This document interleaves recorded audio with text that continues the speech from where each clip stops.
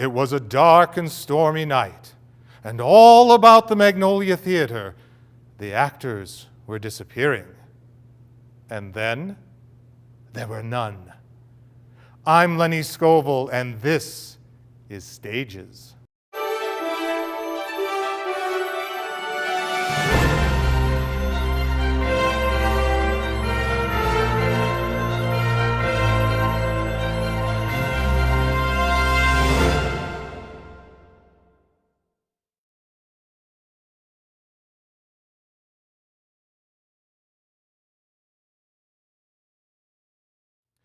We are at the Magnolia Theater at the Lincoln Center with the current OpenStage production, And Then There Were None. Today we are speaking with the director, Sydney Smith. Hi, Sid. Hi, Lenny. How are you? I'm peachy. How are you? I'm very good. So tell us, what is the show? Tell us a quick synopsis. The show is a murder mystery, and it was Agatha Christie's, she believed, her greatest work. She wanted to create a mystery that was unsolvable. And it is 10 strangers come to this glorious mansion on Soldier Island, and they're lured there for a party, and once they get there, they realize that a party is not why they're there. And one by one, they start dying off. That's a bummer for them. It really is. It's not the kind of party one would like to attend. So reading up on this a little bit, the novel version of this was Agatha Christie's greatest selling novels. Yes. And it is one of the best selling novels, period, Yes. of all time. We've seen a lot of changes over the years in the genre of theater that goes in and out of popularity. For some reason, though, the murder mystery seems to hang in there. I mean, Agatha Christie's Mousetrap was the longest running play on Broadway. What do you think it is about murder mysteries that keep us coming back for more? It's escapism and it's fun. So it gives the audience a chance to guess who did it and, you know, who's suspicious, who's not suspicious, who's going to be killed next. And it's voyeuristic, but it's not voyeuristic in a scary reality TV show kind of way. It is, you know, it's a story and it's fun, and her characters are a lot of times archetypes, and they're a little over the top, and they're fun to watch. And I'm glad that you mentioned that her characters are sort of archetypal in nature, because I was wondering about that. With the construction of this piece, do you think she's getting at anything in particular by the choice of people that she's brought together? I think she's making a statement about judgment in general. If you can judge one person's entire life on one mistake they've made, in this case, all of these people are accused of murder at some point, whether it is accidental or they meant to do it. So a lot of what the story is about is judging someone on one action that they've made. Right, right. The notion that we shouldn't be judged by the one mistake in our lives. Right? Or maybe we should. Yeah, well, maybe so. Depending on the mistake. Right, exactly right. Or the intention behind the mistake. Exactly. Right. So Agatha Christie's been described as sort of the master of the subtle hint, the knowing glance, the offhanded remark. I'm sure that those are throughout the script, They're all over the place. and you were aware of them. Is there a particular challenge then when you're directing that to make sure that you don't give that stuff away, but you still give it the importance that it needs so the audience gets it? Yes, and so as an exercise as a director, what I did a couple of rehearsals was have everybody imagine they were the murderer. So from the moment they entered the party, they had to believe they were in fact the murderer. And some of it worked, some of it didn't, and some of it actually changed the way the actors played their character entirely, and it was really delightful to watch. And it changed moments that seemed innocent before into something that were far more frightening to look at and questionable. So that was actually one of my favorite parts about rehearsal, was that exercise. Well, and you have an all-star cast for sure. I'm very lucky. Yes, as a you director. are. It's been said that the secret to good directing is good casting. Right? Absolutely. Right. Absolutely. And the cast has how many members? 11 total. 11 total, and one of the cast members has a very bit role. He comes on in the beginning. He's the boat captain that brings everybody over, and he was also my assistant director, Andrew Cole, and he is a jack of all trades. So, in the theater, we often talk about you have to guard against playing the ending, right? You can't give away what's going to come. Was that a particular challenge? In Yes, and it was something about midway through. It was like, okay, everybody thinks they're coming to a party because everybody's walking on like, and we had to really address that everyone thinks they're coming to a party and nobody knows really what's happening until, the voice comes out of nowhere and lets them know. Until that point, they're just kind of confused as to why they're there. And some of them are determined to have a really good time no matter what, and some of them can't wait to leave once they figure out that this is not what they thought it was going to be. So. And this is a period piece? It is. It takes place in 1939, off of in Devon. So it's set in Britain. Everybody Yes. has accents and. Yes. Very good. They should anyway. They better by this point, right? They better, yeah.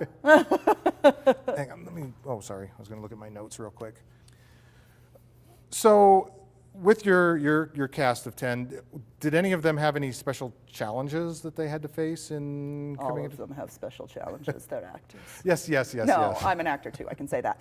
I'm trying to think. A couple of the people I cast very much against type. So, for example, Dan Shearhart is playing Dr. Armstrong, and Dan has made several really interesting character choices that came out of him playing as if he is the murderer. We don't know if he is or not. But one of them is that his character is extraordinarily misogynistic, which normally in real life I don't find funny at all. However, on stage, watching Dan Shearhart, it's hysterical, and one of my favorite parts of the show.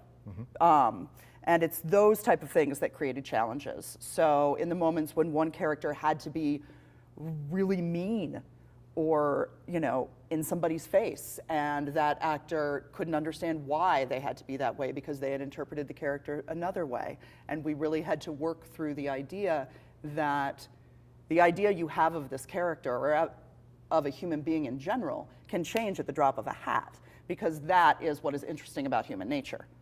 So even though this guy's character all through his life has been very, very kind and funny, and all of a sudden he turns and he's a cruel, sadistic guy, that's what makes the audience want to watch that. That's what makes theater entertaining in the first place. If you're watching people behave in the way you expect them to, who cares? It's all in the surprise of watching somebody's nature change. Right. Did you bring this script to OpenStage, or? I did not. Denise actually asked me to direct it. And once I found out I was directing it, I started really researching to see if I could find an alternate ending, because Agatha Christie wrote this adaptation during World War II. And in America during World War II, nobody wanted unhappy endings. And so she actually changed the end of her novel for the play adaptation.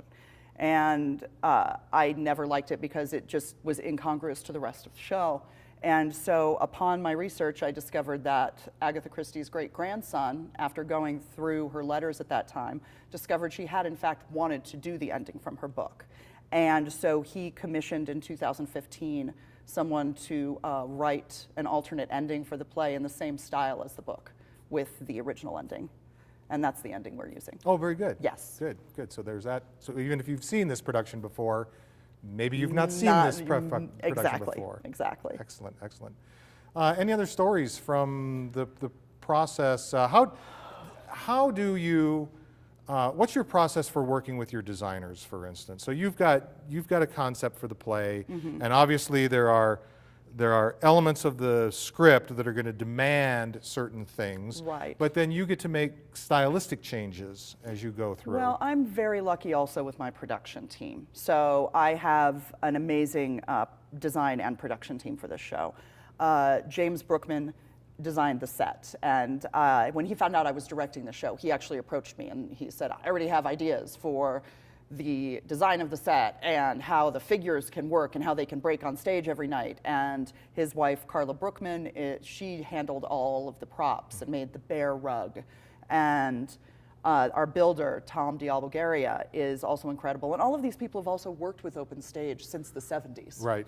So, well, and you'd worked with James last year on August Osage yes, County, James right? designed August Osage County. And he was nominated for a Henry for that. Yes, he was. Yes. Yes, he was.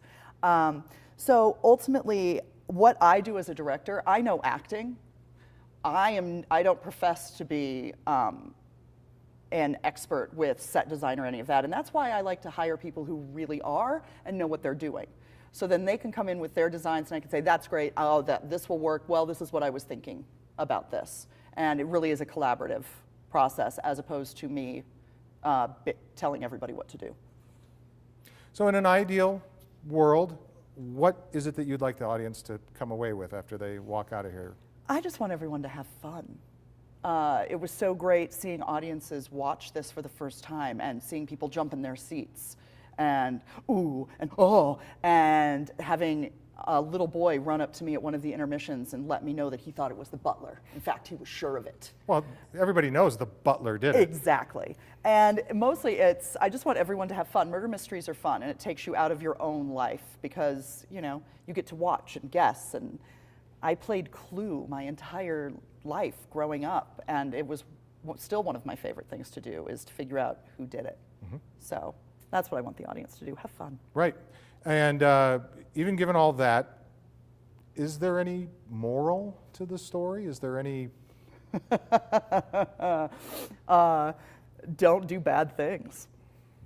I think Be kind to other people, I really think is the big one, because all of these people are here because morally they're all pretty questionable. Right, karma has brought them here, Karma has brought them here, and karma's not kind to them. No, no, stay out of karma's way. Or get karma on your side anyway. Absolutely.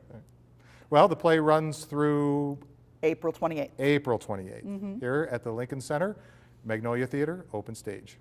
Sydney, thank you for sitting down with me today. Anytime, Lenny. Cannot hardly wait to see this show. Thank you very much.